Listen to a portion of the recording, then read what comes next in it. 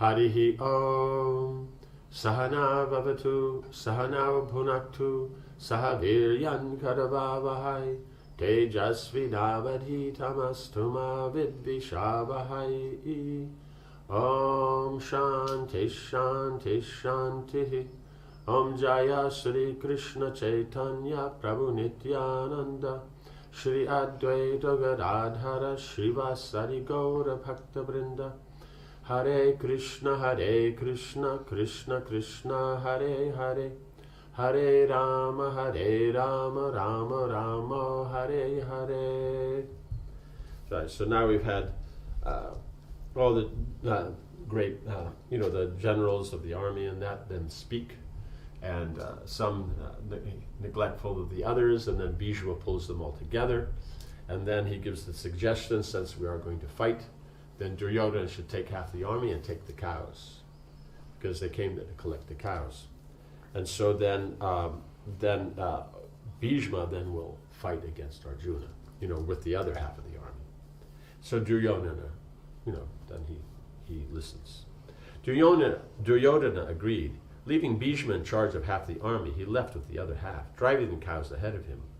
Bhishma stood surrounded by Drona, Kripa, Karna, and Ashwatthama.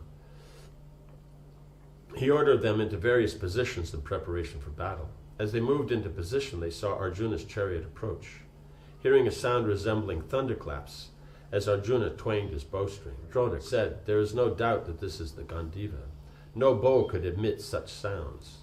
Right? Because other bows you can do and they'll give a loud sound, but the Gandiva, we have to remember, was originally Lord Brahma's bow. And then that it was given to him, and then from there it came down through the demigods and all that, and then to Varuna. Indra used it. Now it's given to Arjuna. So there's no bow that they have, because they don't have celestial bows. They have very well made, very powerful bows, but that's not celestial. Observe closely the banner on the chariot. There you will see a celestial monkey sending forth terrible cries. It's not that he's standing there with his mouth open. Hanuman's actually on the flag, and he's actually shouting, right? Know for certain that it is Arjuna who faces us. As Drona spoke, because otherwise, if the time wasn't up, Arjuna wouldn't have put up his flag, or he wouldn't have come out to fight, or like this. But that he did means the time was up, and that he's put up his flag. He has no problem with it being Arjuna. But, he can't go in there and rearrange himself to look like Arjuna. It's that they're already there, so he comes out to fight, even looking like a eunuch. And they want to say whatever they want about that. Doesn't mean that he won't cut off the head with an arrow. Right? As Drona spoke, 2 arrows fell from the sky and landed in his chariot at his feet. Other arrows touched the chariots of Bhishma and Kripa. Seeing his elders again after a long time, Partha is offering his respects, right? Because they're warriors, so he sends 2 arrows that land at their feet. So that means he's offering respects. Drona said, holding up his hand to bless Arjuna, "Pandu's sun shines on the battlefield like a well-tended sacrificial fire. Stand firm, for his next arrows will not be carrying his respects." Right? He sends that to them, to those 3. Because everybody else is not, Ashwatthama will be a godbrother, be a student along with him. So these 3 are Dronaki. So that means that that looks like Duryodhana, along with him, Karna went, because only these 4 stayed. So chapter 39. So see, here is that he is a student. He is offering respects. They give their blessings, like that, even though they're fighting on opposite sides, because they're doing their duties. So this is not Duryodhana and Karna and it's based on just envy and attachment. But for the others, the proper Kshatriya, he's just doing his duty. So if it ends up that he's on the other side, then they will fight to their best. But at the same time, someone does something nice, someone behaves properly, that will be respected. But no matter what they do, Karna and Duryodhana won't respect anybody unless they fully agree with them and tell them they're fabulous. Then they're nice. Chapter 39, the battle at Virat. In his chariot only half a mile from the Kurus, Arjuna instructed the prince to halt while he established the enemy's position. Bhimijaya gazed in amazement at the army before him. Who are these heroes who resemble mountains in the midst of a mighty ocean? He asked.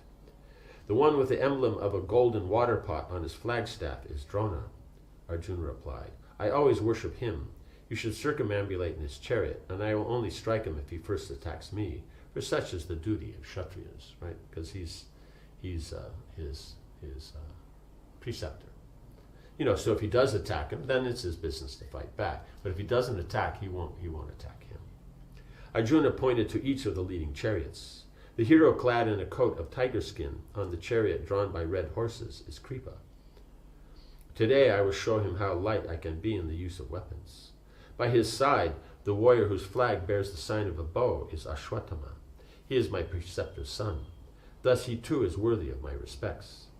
The one clad in golden mail, whose emblem is a serpent against a golden background, is Duryodhana. He always bears the Pandavas' ill will. Immediately behind him is a hero blazing like fire with the emblem of a strong rope for binding elephants. That is the wicked-minded Karna. Be careful when you approach him, for he always challenges me to fight. Right? So some of you might be going by, but if he sees Arjuna, he'll real challenge. So he's saying, be careful there, because you don't want to go unless you're ready to fight. If you're fighting someone else, don't go near his chariot. Arjuna ported towards the chariot that stood behind the four he had already named. This great hero, it looks like Karna may be there. Oh yes, no, Karna is there. Drona, Kripa, Karna, and Ashwatthama. So Karna did stay.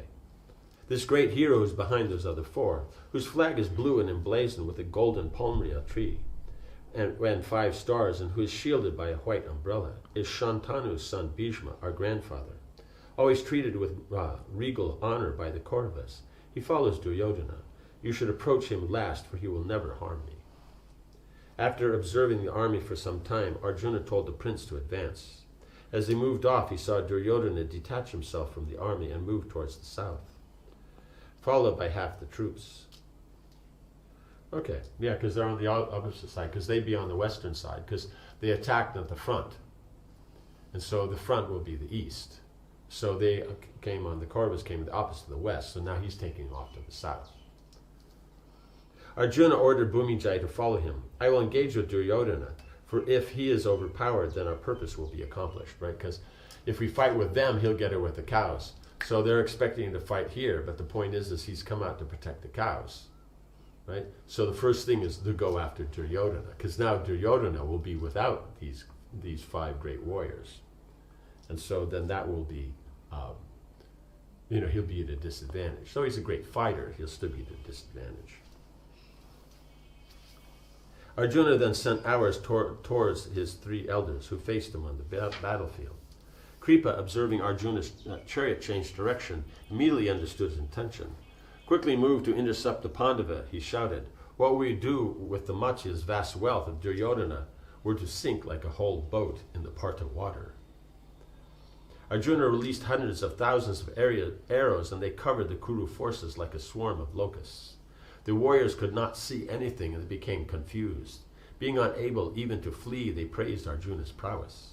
When it says hundreds of thousands, it means he shoots, can shoot one arrow, and with mantra, it can turn into so many thousands, and he can shoot arrows right after another, like this. So, just so many were there. The earth and sky resounded with the twang of the Gandiva and the blast of Arjuna's conch shell. Virat San maneuvered the chariot dexterously and cut off Duryodhana, preventing him from escaping with the cows. Right, so then the cows are in front, and then the army's behind. So if you go, the cows will go in front. And so then he cuts them off, so then the cows can keep going, and then Duryodhana, will have to fight or turn back and meet the rest of the army. As Arjuna closed upon Duryodhana, the cows began to run back towards the city, right? Because they were taking him to the south, but, as he checked in, then the cows ran back to the city, because they, that's where the stables are, so they're going to go back to their own place, because all these warriors and that, cows aren't going to be happy. They're running around. They want to sit around and eat grass. They don't want to have to run in front of chariots.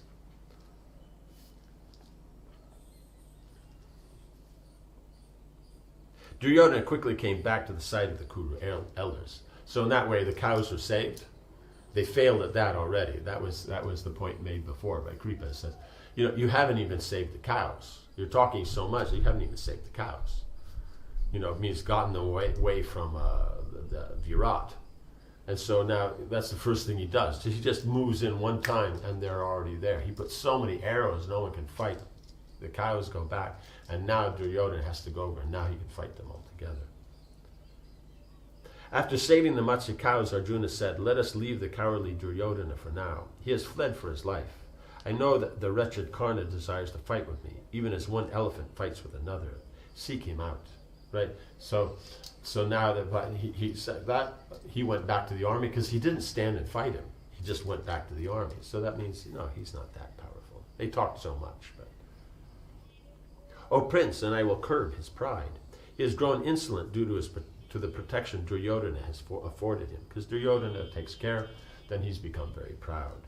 The prince swung the chariot around and raced into the center of the battlefield, from where he could see all the leading Kurus. 4 of Duryodhana's brothers came forward and confronted Arjuna.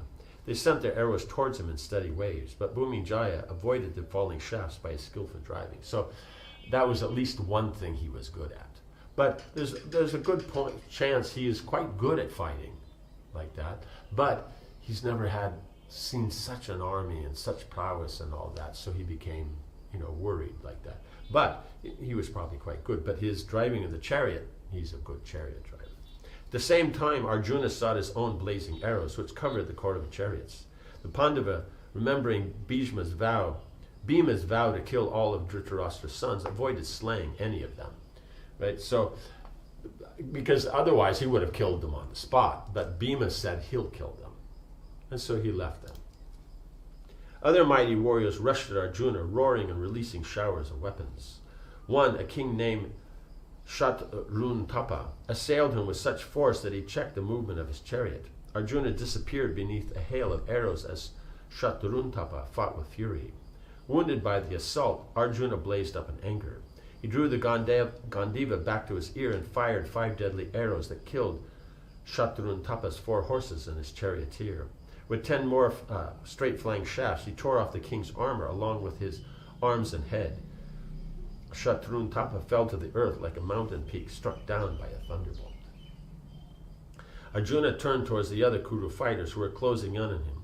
He seemed to be dancing on his chariot as he released his golden-plumed arrows. Long lines of shafts were seen to fly from Arjuna in all directions. As he moved, because he can shoot with both hands. So he can shoot out here and he can shoot out here. All he has to do is put it this way, and now take the arrows this way. Shoot this way and then back this way. No one else can do that. They have their one hand is thing. So they want to do, they have to turn. As he moved among the Kuru army, he appeared like a forest fire consuming dry wood at this end of summer. Right. So summer, it's very hot. Everything is very dry.